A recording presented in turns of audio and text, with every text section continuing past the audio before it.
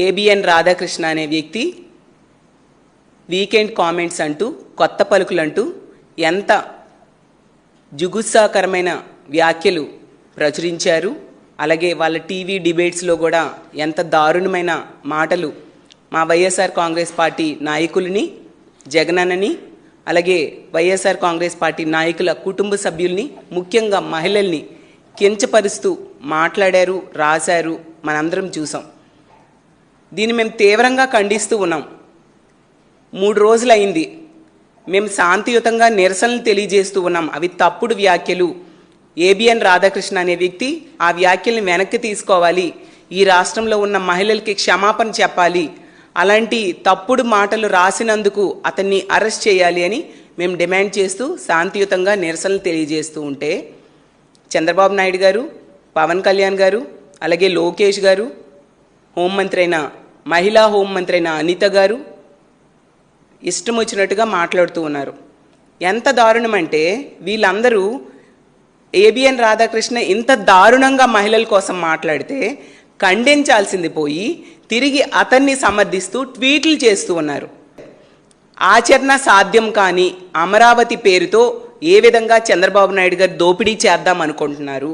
అలాగే మావిగన్ అనేది మచిలీపట్నం, విజయవాడ, గుంటూరు కలిపి ఒక గ్రోత్ కారిడార్ ఏర్పాటు చేస్తే అమరావతి కోసం చేసే అప్పు చంద్రబాబు నాయుడు గారి లెక్క ప్రకారమే 1,00,000 ఎకరాల భూమికి ఎకరాకి 2 కోట్ల చొప్పున 2 లక్షల కోట్ల రూపాయలు అప్పు చేసి భావితరాల మీద అప్పు భారం పడే కంటే అందులో 10% డబ్బులు ఖర్చు పెడితే ఇక్కడే ఉన్న ఈ మావిగన్ ఎంతో బ్రహ్మాండంగా రాజధానిగా అభివృద్ధి చెందుతుంది.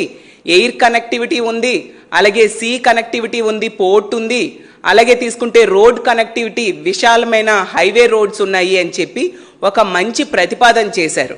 దాని మీద ఈ రాష్ట్రంలో ఉన్న ప్రజలందరూ కూడా చర్చ మొదలైంది. నిజమే కదా, జగన్ గారు చాలా కరెక్ట్ అయిన పాయింట్ చెప్పారు.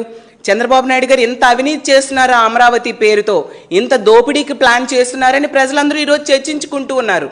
ఎందుకంటే కేవలం మౌలిక వసతుల కోసమే 2 లక్షల కోట్లు ఖర్చు పెడితే ఇంకా నిర్మాణాల కోసమైతే స్క్వేర్ ఫీట్కి 14,000 వీళ్ళు కోట్ చేస్తూ ఉంటే దేశ రాజధాని ఢిల్లీ లాంటి ప్రాంతంలోనే స్క్వేర్ ఫీట్ 4,000కే అక్కడ నిర్మాణం జరుగుతూ ఉంటే ఇక్కడ అన్ని వస్తువులు, నీరు, కరెంటు, ఇసుక అన్ని ఫ్రీగా ఇస్తూ అంత ఎక్కువ 14,000 కోట్ చేస్తూ ఉన్నారంటే మిగతా 10,000 ఎవరి జోబుల్లోకి వెళ్తున్నాయి అనేది రాష్ట్ర ప్రజలకు స్పష్టంగా అర్థమైంది. చంద్రబాబు నాయుడు గారికి కూడా అర్థమైంది ఏంటంటే జగనన్న చేసిన ఈ ప్రతిపాదన వలన ఈ రాష్ట్ర ప్రజల్లో చంద్రబాబు నాయుడు గారి మీద తీవ్రమైన వ్యతిరేకత వచ్చింది.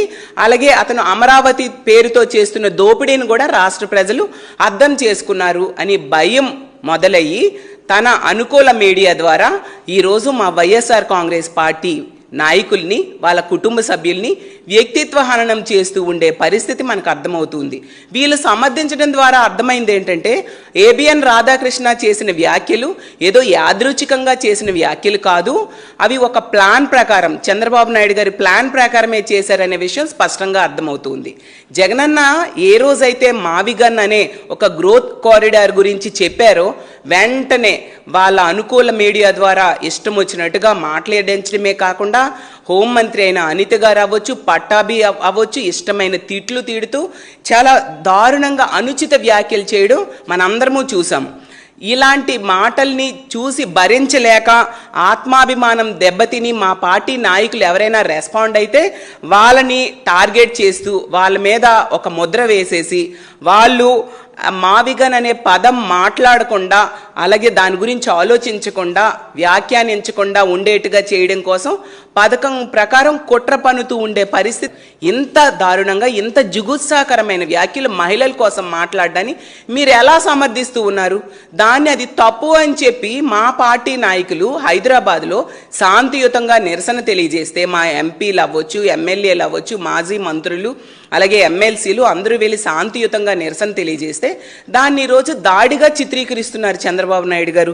ఎంత దారుణప్పుడు వ్యాఖ్యలు ఏబిఎన్ రాధాకృష్ణ మాట్లాడితే దాన్ని సమర్థిస్తూ ఇదంట ఎడిటోరియల్ అంట, సంపాదకీయంలో భాగము అంట. అసలు సంపాదకీయం అంటే కూడా మీకు తెలియదా చంద్రబాబు నాయుడు గారు అని నేను అడుగుతుంది. దాడి అంటే ఏంటి?